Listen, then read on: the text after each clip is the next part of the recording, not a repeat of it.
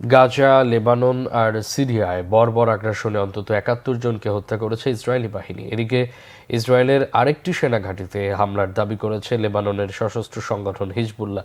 ফিলিস্তিনের স্বাস্থ্য মন্ত্রণালয় জানিয়েছে, বৃহস্পতিবার গাজার বেসামরিক অবস্থানে হামলা চালিয়ে অন্তত ২৪ জনকে হত্যা করেছে ইসরায়েলি সেনারা। হামলা হয়েছে আশ্রয়কেন্দ্র হিসাবে ব্যবহার করা স্কুল ভবন আর বুরেজ শরণার্থী শিবিরে। যুদ্ধাস্ত্র হিসেবে গাজায় খাদ্য সরবরাহ বন্ধে ইসরায়েলের পদক্ষেপের সাথে গণহত্যার আচরণগত মিল পাওয়ার প্রতিবেদন প্রকাশ করেছে জাতিসংঘের বিশেষ কমিটি। একই দিন ইসরায়েলের বিরুদ্ধে গাজায় গণহত্যা আর মানবতার বিরুদ্ধে অপরাধের অভিযোগ তুলেছেন যুক্তরাষ্ট্রভিত্তিক মানবাধিকার সংস্থা হিউম্যান রাইটস ওয়াচ। লেবাননের বৈরুত আর আশপাশের শহরতলিতে বেপরোয়া বিমান হামলায় বৃহস্পতিবার ২৪ ঘণ্টায় ৪ স্বাস্থ্যসেবা কর্মী সহ অন্তত ৩০ জনকে হত্যা করে ইসরায়েলি বাহিনী। লেবাননের দক্ষিণ সীমান্তের ভেতরেও ব্যাপক ধরপাকড় আর হত্যাকাণ্ড জারি রেখেছে দখলদার সেনারা।